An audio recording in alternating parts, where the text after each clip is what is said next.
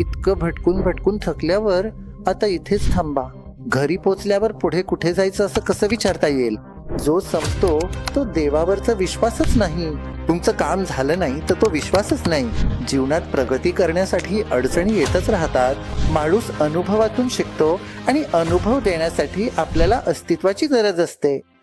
गुरुजी, माहित नाही कधीपासून भटकत भटकत आता तुमच्यापर्यंत पोचलो आहे. आता तुम्ही सांगा पुढे कुठे जायचे? अरे, इतके भटकून भटकून थकून आला आहात, आता थांबा.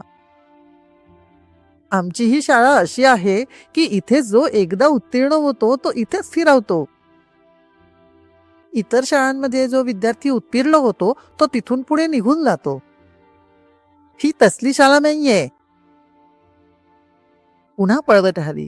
तुम्हाला ही अशी शाळा आहे जी तुम्हाला तुमच्या मूळ स्थानी स्थिर करेल, तुमच्या जागी लावेल, जिथे तुम्ही तृप्त होऊ शकाल, जिथे तृप्त होऊन विश्रांती घ्याल. इथे बसल्या बसल्या सर्व काही मिळेल, ही तसली शाळा आहे. घरी पोचल्यानंतर आता पुढे कुठे पोचायचे हे तुम्ही कसे विचारता?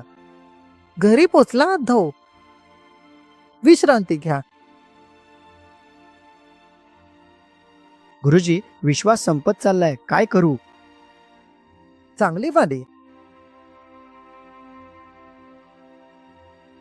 जे संपून जाते तो मुळात विश्वासच नसतो.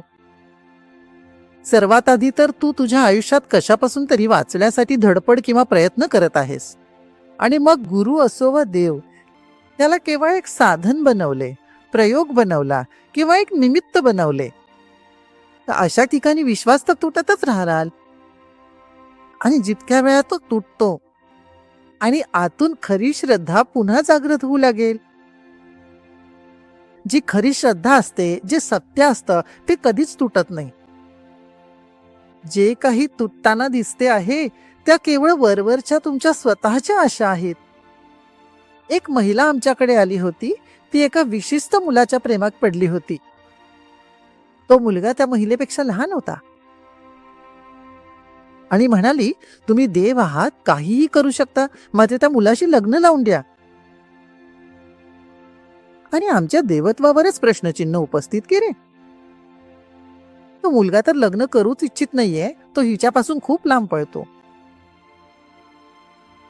आम्ही म्हणालो, मी आधी त्याला विचारतो, त्यालाही तुझ्याशी लग्न करायचे आहे का?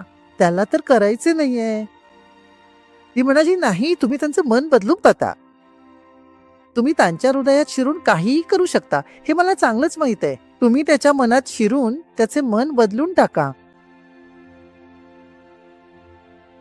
मी म्हणालो, आणखी एक धट्टाकट्टा माणूस आहे, त्यालाही तुझ्याशी लग्न करायचं आहे.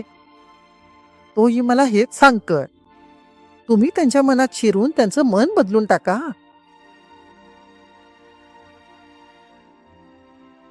तो खूप धट्टाकट्टा माणूस आहे, अगदी पैलवानासारखा. तो तुझ्या प्रेमात पडलाय, आता काय करायचं? बापरे, त्याच्याशी लग्न केलं तर मी मरूनच जाईन. तर तीच गोष्ट तो मुलगाही तुझ्याबद्दल म्हणतोय रे बाबा.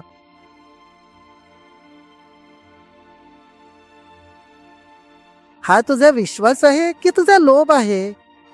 तुझी वासना, तुझा लोभ, यालाच आपण विश्वास समजून त्याच्या माध्यमातून आपलं काम साधन घेऊ इच्छितो. स्वतःचं काम करून घेण्यासाठी तुम्ही तुमचा विश्वास ठेवता देवावर, पण तुमचं काम झालं नाही तर तो विश्वासच उरणार नाही, तो संपून जाईल.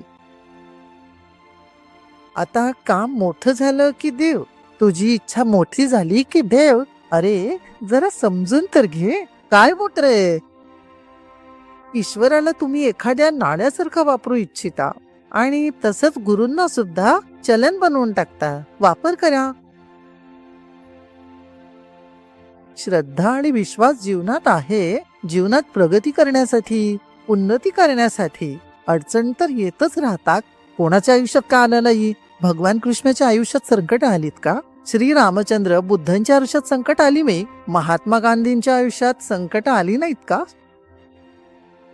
संकट येतात, समस्या येतात आणि त्या निघूनही जातात. आणि त्यावेळी जेव्हा आपली श्रद्धा, आपला विश्वास भक्कम असतो, तेव्हा आपल्याला त्याची झळ लागत नाही, त्याचा त्रास होत नाही. त्यातून पार पडण्याचा तो आपला एक सोपा मार्ग असतो.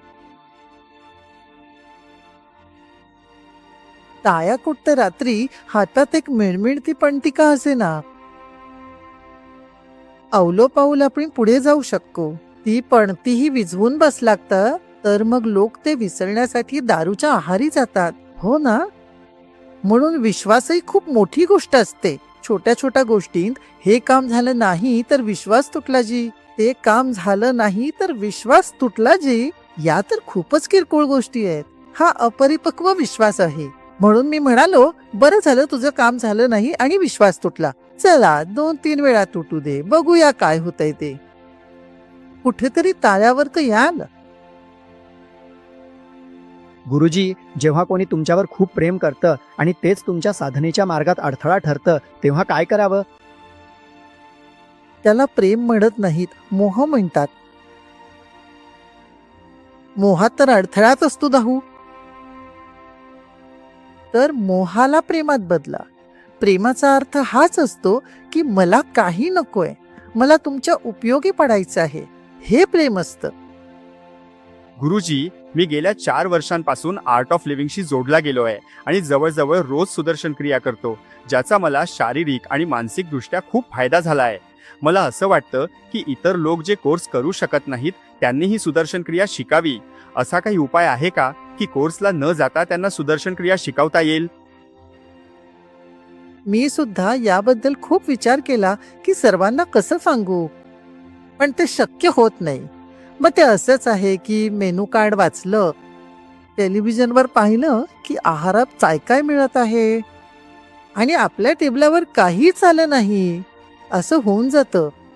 व्यक्ती व्यक्तीमुळे चालते आणि व्यक्ती अनुभवामुळे चालते. आणि अनुभव देण्यासाठी आपल्याला उपस्थितीची आवश्यकता आहे, प्रेझेन्सची गरज आहे. म्हणूनच टीचर्स ट्रेनिंग खूप आवश्यक वाटला.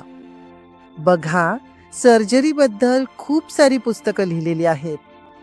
तुम्हाला कधी सर्जरीची गरज पडली तर पुस्तक दिलं आणि पुस्तक वाचून कोणी तुमची सर्जरी केली, तयार आहात का? डॉक्टरची गरज पडेलच ना. असाच प्रकारे सुदर्शन क्रिया पहिल्यांदा शिकण्यासाठी हे आवश्यक आहे की शिक्षकासमोर बसून शिकावं. म्हणायचं कारण असं की काही मुलं आर्थिक किंवा इतर कारणामुळे करू शकत नाहीत. नाही, ती काही अडचण नाही. हा काही व्यापार नाहीये. पैसे दिले नाहीत तरी चालेल. शिक्षकांशी बोला. आपले खूप सारे कोर्सेस मोफत चालतात, फ्री कोर्सेस चालतात.